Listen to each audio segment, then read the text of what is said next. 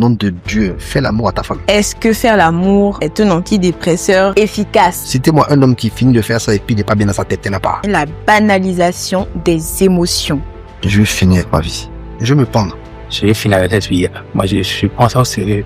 Et je commence à demander pourquoi, même dans la blague, il faut l'hygiène mentale. Et l'hygiène mentale, ça commence pas bien. Très souvent, les gens eux-mêmes sont dans la dépression et ils ne le savent même pas. Qu'est-ce qu'il faut faire quand on vient vous dire « je ne vais pas bien ». La première chose qui vient dans notre tête, c'est physique.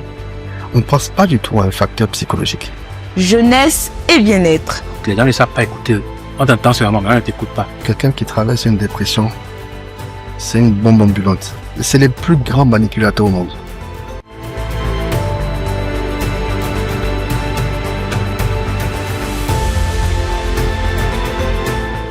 Jeunesse et bien-être. On va parler d'un sujet qu'on vit tous au quotidien, la banalisation des émotions. Ça va passer, c'est rien, de toute façon, tu es plus fort que ça. C'est des phrases qu'on entend souvent et qui peuvent nous pousser à ignorer nos sentiments. Pour en parler, nous sommes sur ce plateau avec deux invités. Bonjour messieurs. Présentez-vous s'il vous plaît. Sam Jabert, informaticien. Et j'ai effectivement une expérience à partager avec vous. Ok. Bonjour monsieur. Bonjour. C'est Débat Mbala, je suis psychologue en fin de formation et entrepreneur social. Ok.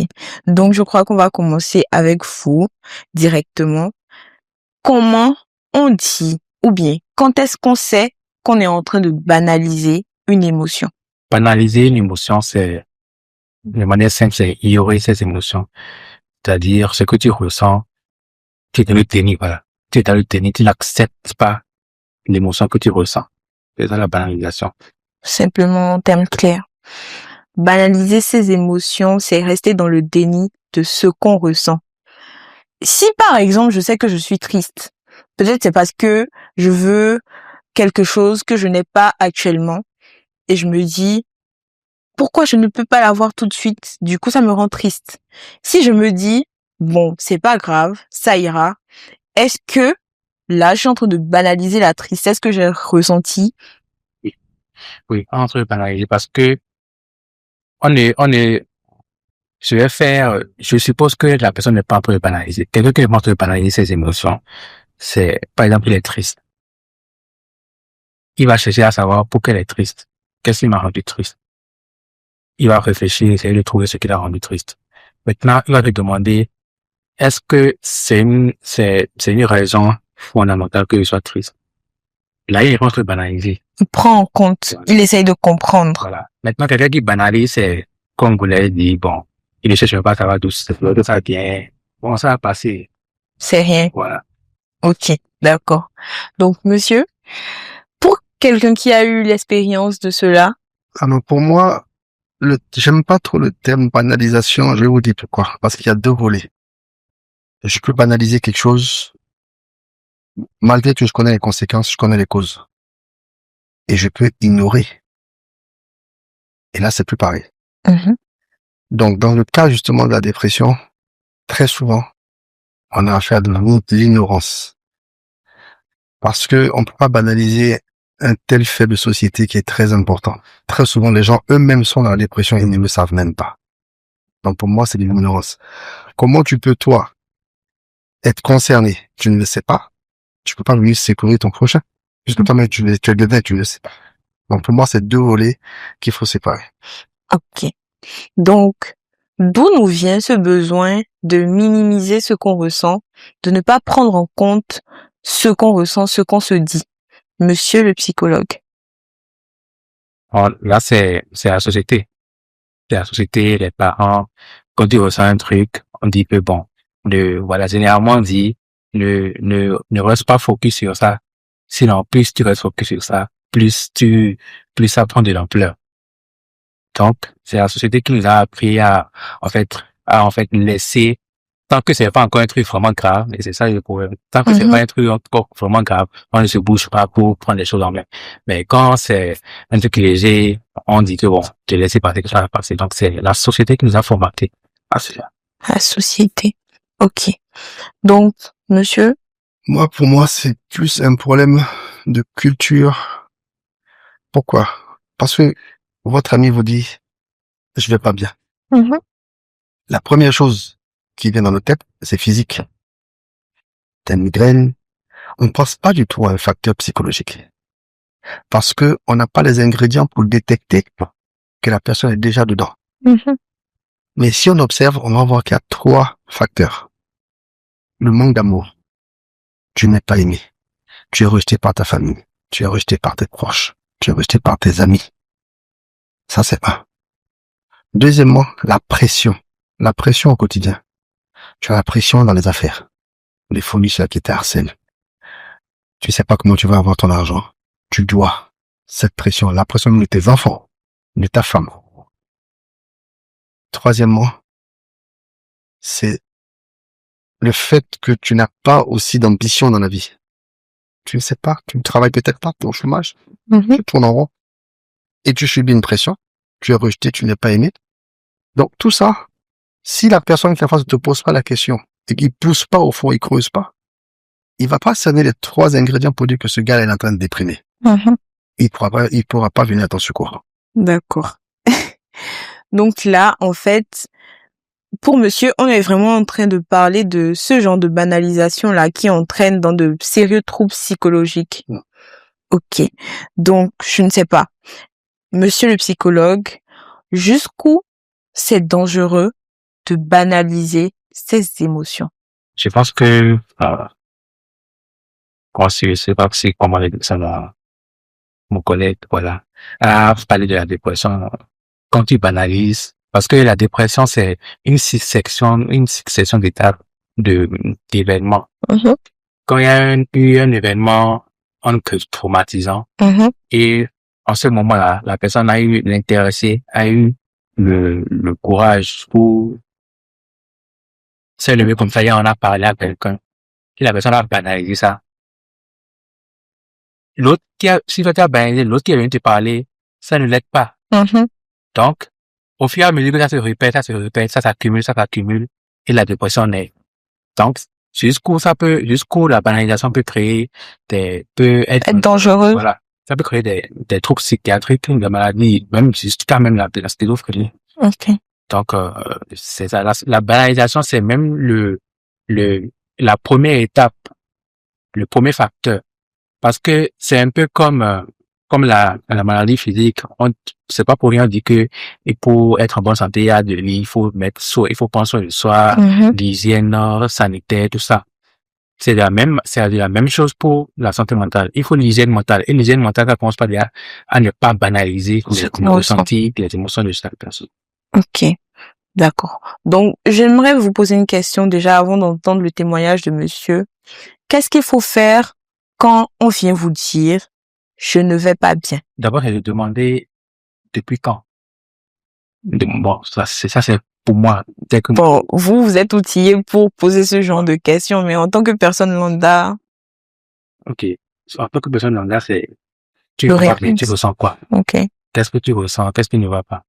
Et là, en fonction de ce que la personne dit, tu essayes comment on appelle, de piocher parce que là, si c'est une personne lambda, il va fonctionner selon son bon sens. Mhm. Donc, c'est à la personne de prendre les points vraiment importants et d'appuyer dessus. Au risque de ne pas laisser passer. C'est parce que dans ce que la personne dit, il faut vraiment être Attentif. voilà. Et c'est là encore, il y a encore le problème d'écoute. Les gens ne savent pas écouter. On t'entend seulement, mais on ne t'écoute pas. Là, c'est encore un autre débat aussi. On écoute pour répondre. Ok. Donc, monsieur, j'aimerais que vous partagiez avec nous votre expérience pour qu'on puisse en tirer des conclusions, des leçons. D'abord, il faut savoir que quelqu'un qui traverse une dépression, c'est une bombe ambulante. Je pèse dans le. Quand je dis bombe ambulante, c'est-à-dire que tôt ou tard, ça va te péter à la gueule. Pourquoi je dis ça? Premièrement, c'est les plus grands manipulateurs au monde. Il va te dire ce que tu veux entendre. Juste pour que tu évites de lui poser des questions.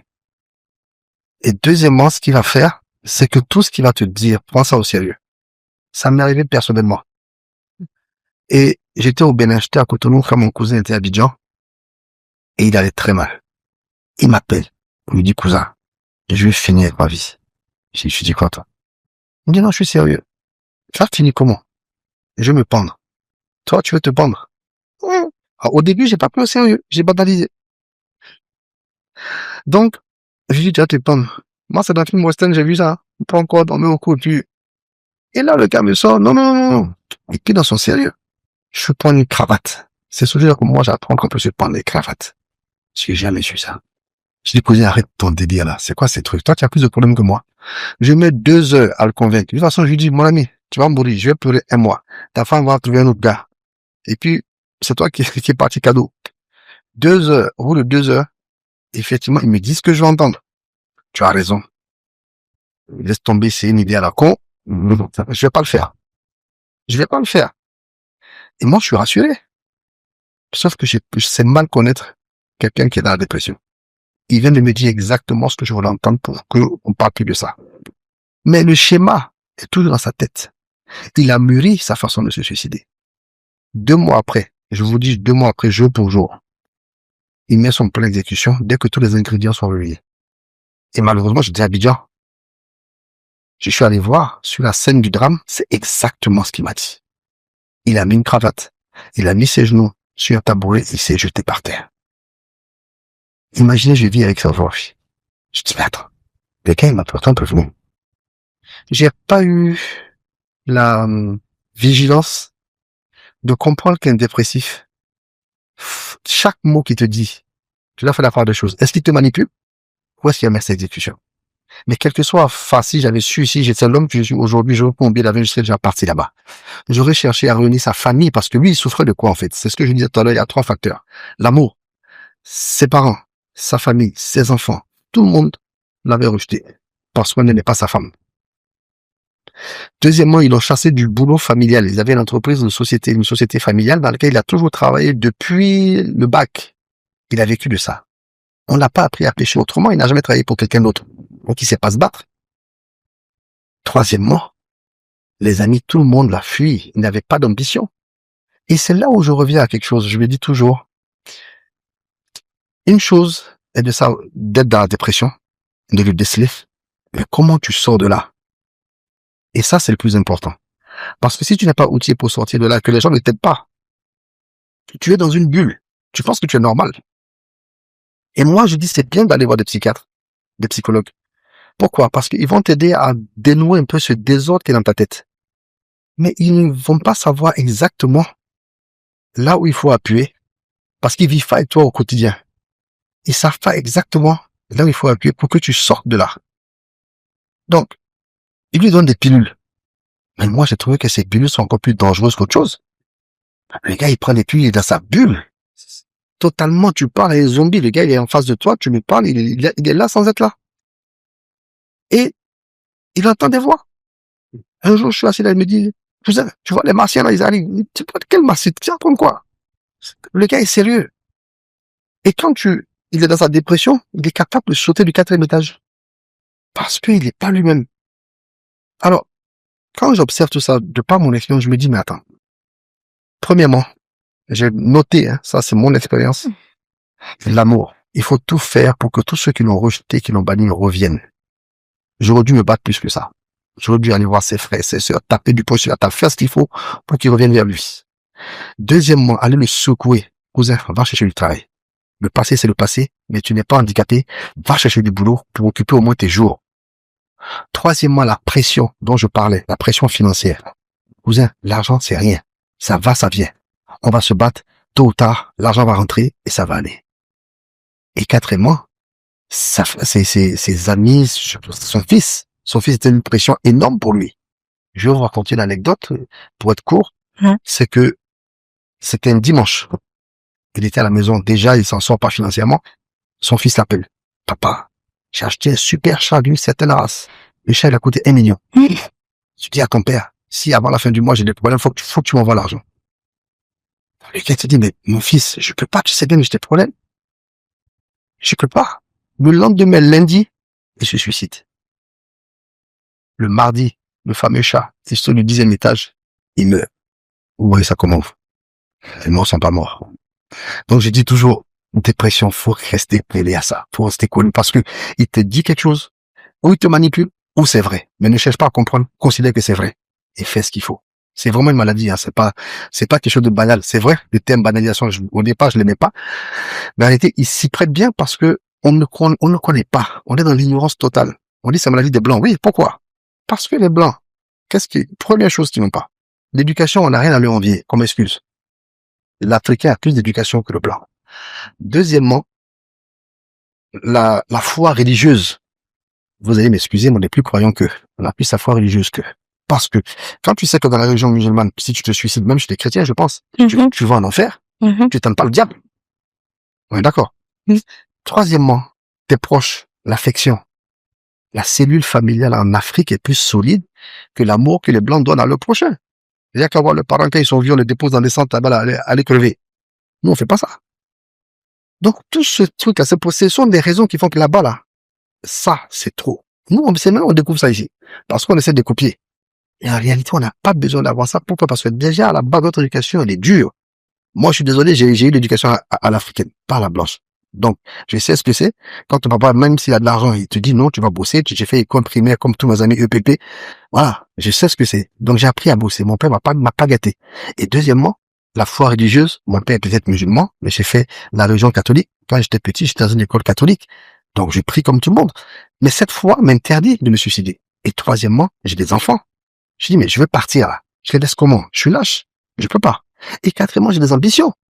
Tu te dis, il faut que j'évolue pour arriver à un certain stade avant que je parte. T'as pas envie de te suicider. Donc, imagine le gars qui n'a pas tout ça. Il n'a pas de quoi se battre.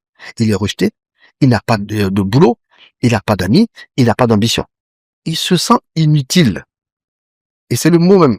Le gars qui se sent inutile et qui est voué à lui-même et il sait pas comment se battre. Il va se dire, mais je fais quoi ici? Je suis en train de subir des pressions pour rien. Autant que je parte. Et c'est ce qui s'est passé. Donc, si vous n'êtes pas là pour dialoguer avec quelqu'un, pour crever l'abcès, pour aller creuser jusqu'au fond pour voir de quoi il souffre, vous allez passer à côté. Parce que tôt ou tard, il mettra son plan à exécution. Merci d'avoir partagé votre histoire avec nous.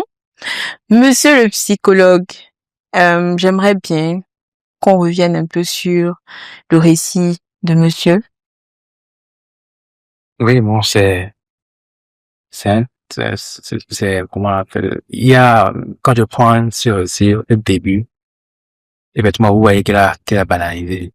Pour lui, c'était une blague. Normalement, quelqu'un qui ne banalise pas va demander pourquoi tu t'es suicidé. Moi, personnellement, moi, par exemple, je ne m'amuse pas quand quelqu'un me dit, même dans la blague, quand quelqu'un me dit que bon, je vais finir avec cette fille, moi, je prends ça au sérieux. Et je commence à demander pourquoi, même dans la blague. Hein. Parce que, je dis souvent, il y a la conscience, il y a l'inconscient aussi. Souvent, on est là, mais c'est notre inconscient qui sort sans qu'on le sache. Et quand on entend ça, parce que quelqu'un va se lever comme ça et dit que je veux finir avec cette fille, soit il est faible mentalement, soit il y a quelque chose qui se passe dans sa vie et il n'est pas à l'aise avec ça. Il n'arrive pas à supporter. Donc, ce n'est pas des choses c'est vrai, il y a des choses, on dit dans la blague, mais il y a des choses qui frappent. On ne doit pas banaliser. Et là, c'est encore qu'il faut faire une éducation à la population ou une sensibilisation. Parce que, à force de banaliser, si il est bien compris, il s'est déjà suicidé, hein. Il est mort. Voilà. Si c'est que, il avait déjà l'information, il savait quoi faire, on ne serait pas là, le problème. Et le cas des antidépresseurs, je sais pas c'est dans quel hôpital il a construit ça, mais c'est pas comme ça, en fait. Ça, c'est tuer la personne. C'est tuer, en fait, les médicaments, ça atténue les symptômes. Ça ne guérit pas. Il prend les médicaments, à un moment donné, ça va, mais après, ça reprend. Normalement, c'est de faire une psychoéducation. Parler avec lui. Moi, tout ce que je suis, non, je n'ai jamais envoyé prendre un antidépresseur. Aucun. C'est juste avec la parole et une thérapie systémique. Thérapie systémique, c'est que tu parles avec lui et tu parles aussi avec son entourage. Pour que ton entourage entend la souffrance qu'il a. Donc, si je vais penser, c'est ce que je peux dire là. Et on peut profiter de dire que, bon, il faut qu'il y ait une expérience désastreuse pour retenir la leçon. Mais ce n'est pas forcément la meilleure manière. Il faut informer tout le monde. Parce que on ne va pas attendre que plusieurs personnes meurent maintenant pour dire que bon, on va retenir telle chose, telle chose. Dès maintenant, il faut commencer à informer les gens. Ne pas banaliser, c'est vraiment important. ne pas banaliser les émotions de l'autre, les ressentis de l'autre. Parce que même quand, par exemple, tu as fait quelque chose de mal à quelqu'un, pour toi, tu savais même pas. Mais comme je dis, on n'est pas les mêmes. Ce que tu ressens, tu te dis que bon, c'est rien, je ne ressens rien. L'autre, lui, peut ressentir. Donc, quand tu lui as fait un truc, mais pour toi, c'est pas un truc encore grave. Mais la personne a pris ça vraiment, voilà. Il y a des gens qui ressentent les choses très fort. Oui. Donc, s'il a eu la chance, le courage même de me dire que, ce que tu as fait, quand bien même toi, tu penses que c'est un truc, bon, banal. Une fois que lui, il est venu vers toi, et te dit que bon, tu m'as fait telle chose, il a ressenti telle chose, il a dit banalise. Quand il banalise, ça ne lui fait pas du bien à lui. Parce qu'il faut que lui sache que, ce qu'il m'a fait là, au moins il a compris. Et c'est normal. Voilà. Et là, ça passe. Mais quand tu banalises, ça reste là. Quelqu'un d'autre peut encore lui faire les mêmes choses. Si tu as rencontré quelqu'un d'autre qui est comme d'autres, ça s'accumule jusqu'à, ça devient grave. Oui. Donc, je voudrais juste une petite parenthèse par rapport au récit de tout à l'heure. Oui, allez, j'ai été une fois face à lui. Je lui ai dit, cousin, tu n'as pas plus de problème que moi. Mais quand je regarde, tu as 4 choses à corriger. Premièrement, tu ne fais plus le sport. Tu as arrêté le sport. Or, au lieu de prendre tes pilules là, moi je regarde juste quels sont les meilleurs antidépresseurs de la vie naturelle. Tu fais du sport, tu es bien dans ton corps, tu es bien dans ta tête. Deuxièmement, le boulot. Pourquoi tu refuses de travailler pour les gens? Accepte d'être salarié, c'est pas un crime. Quand tu vas rebondir, tu feras ce que tu veux. Pour l'instant, c'est un besoin pour ta famille et toi. Donc, accepte un boulot qui va occuper au moins ton esprit. Déjà, ces 2 choses, il n'était pas sportif. Il refusait de travailler. Je vais vous dire pourquoi. Toutes ces choses-là. Troisièmement, l'affection. Mais tu ne peux pas forcer. Bâtis sur ceux qui t'aiment. Ta famille ne t'aime pas. Rejette-les. Ils t'aiment pas, c'est qu'ils ne te méritent pas. Tu as un fils de 4 ans qui est là. Tu as une femme qui est là. Tu as des amis encore qui t'aiment. Bâtis sur ceux qui t'aiment. Et quatrièmement, nom de Dieu, fais l'amour à ta femme. Pourquoi? Parce qu'il n'y a pas meilleur antidépresseur. Citez-moi un homme qui finit de faire ça et puis il n'est pas bien dans sa tête, il n'y en a pas. Donc je me dis, à ce moment-là, une fois que tu as fait les 4, pilule, quelle pilule tu vas prendre? Tu vas enlever ça parce que ce sont ces pilules-là même qui l'empêchaient d'avoir envie d'aller travailler, d'avoir envie de faire du sport, d'avoir envie de faire l'amour avec sa femme, etc. Donc cette pilule-là, moi jusqu'à aujourd'hui, ça rentre pas dans ma tête. Je me dis que c'est du poison qu'on donne aux patients. Alors qu'il avait les 4 secrets naturels pour sortir de là. Mais il n'avait pas l'envie. Je le vois là, il m'écoute, il sourit, oui, mais il ne fait pas. Parce qu'il n'a pas l'envie. Donc je ne sais pas si un jour les gens auront l'occasion de faire une étude sur ces pilules, mais ce serait bien de voir ce qu'il y a derrière. Quels sont les effets que ça donne? Des pilules. Ouais. Les pilules sont prescrites par des psychiatres, c'est ça? Ouais. Ok. Donc, monsieur le psychologue, qu'est-ce que déjà vous pouvez nous apprendre de plus sur les pilules qui sont prescrites aux personnes qui souffrent de troubles? Et aussi, est-ce que faire l'amour est un antidépresseur efficace? Bon, concernant les pilules, moi, d'abord, je n'en ai jamais vu. Je n'en ai jamais vu. Mais je sais que ça existe. Oui. Ce qui est sûr, moi, je n'ai jamais envoyé quelqu'un vers une lampe, parce que je ne crois pas. Parce que la pilule en question, ce que c'est que ça agit sur les neurotransmetteurs. Et je sais pas comment ils ont créé les trucs, mais ça t'affaiblit, ça te fatigue. Donc je ne vois pas d'efficacité. Donc c'est pour ça que je ne conseille, je n'en vois pas là-bas. Mais les autres, mes collègues, ils font. Ça, c'est ceux qui ne veulent pas, parce que quand tu reçois quelqu'un en consultation, il faut vraiment te donner à la personne et être sûr que toi-même là, tu es posé, quoi. Donc, ceux qui envoient un courant, t'envoient prendre des antidépresseurs, ce n'est pas faire l'effort d'aider l'autre, en fait. Comme ça, moi, je qualifie que ça. Ce n'est pas faire l'effort d'aider l'autre. C'est pas à tout, pour des gens, il faut prendre des antidépresseurs. Parce que ça a aussi des effets secondaires. Voilà. Donc, c'est pour ça que moi, je préfère la parole. Parce que ça, les mots que tu choisis, ça touche la personne. Oui. Et là, dans ce cas, il déprime, mais jusqu'au point où il commence à avoir entendre des voix. Quand c'est plus la dépression, on sort de la dépression, on va même au niveau de la schizophrénie. Donc, c'est au point où c'est vraiment, la personne souffre tellement que, Oui. bon, voilà. Donc, les antidépresseurs, moi, je suis contre. Je suis contre les antidépresseurs. Concernant faire l'amour à une femme, si c'est un antidépresseur, mais pas à long terme. Ça calme juste pour le moment. En fait. C'est un peu comme les pilules là, ça te Oui. calme pour un temps et après ça reprend. Parce que quand tu fais l'amour à ta femme, tu sécrètes de la dopamine. Quand tu es en dépression, tu manques de dopamine. C'est ça. Donc, quand tu finis là, tu fais l'amour à ta femme, tu sécrètes de la dopamine. Même quand tu finis la dopamine encore là, mais à un moment, ça s'arrête. Et pour dire que, comment on appelle, pour, disons, guérir de la dépression, on sera tenté de dire qu'il faut faire l'amour tous les jours, lundi, mardi, mercredi, jusqu'à ce que tu te sens bien. Or, je vois pas qui peut faire ça. Donc, c'est vrai, c'est un antidépresseur. J'accepte ça. Mais, ça ne guérit pas. Ça, comment on appelle ça? Calme, disons. Ça temporise. Voilà, en attendant. Voilà. Donc, c'est pas un antidépresseur efficace. Ok. Donc, merci. Je crois qu'on a fait le tour. J'aimerais te demander comment apprendre à mieux écouter nos émotions, nos ressentis et aussi apprendre à être une bonne personne qui écoute son prochain. J'ose croire que chacun sait ce qu'il ressent. Quand il ressent de la tristesse, de la colère, il sait. Il est en colère. Maintenant, vraiment écouter cette émotion, c'est de savoir qu'est-ce qui m'a mis dans cet état. Et si par exemple c'est quelqu'un qui m'a causé du tort, si je suis une personne qui est capable d'aller vers la personne, je lui dis clairement, oui, je conseille même ça. Quand c'est quelqu'un qui t'a offensé, aie le courage d'aller le lui dire. Si tu gardes ça pour toi, mais tu sais ça va passer, toi, tu auras l'impression que c'est pas tes métiers encore là. Parce que d'autres choses peuvent s'accumuler après. Voilà. Donc ça, c'est ça qu'on appelle, c'est écouter ces émotions. Tu es conscient que bon, tu ressens telle émotion.